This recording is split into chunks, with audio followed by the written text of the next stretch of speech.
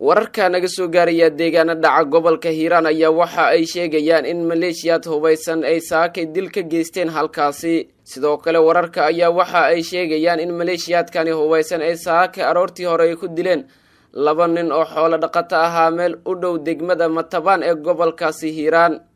labadan marxuum ee la dilay ayaa asal ahaan sida la sheegay ka soo jeeda magaalada Beledweyne halka ragga dilka geystay lagu soo waramayo inay ka soo jeedaan deegaanka Matabaan warar hordhac ah oo aan helayn ayaa waxa ay sheegayaan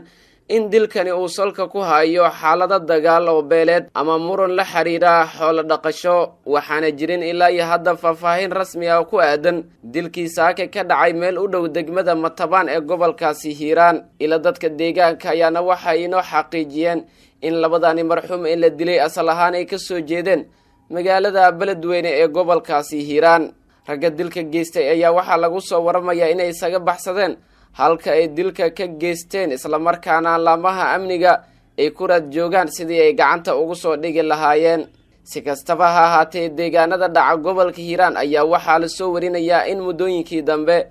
ay ku soo laalaabanayeen falalka noocan oo kale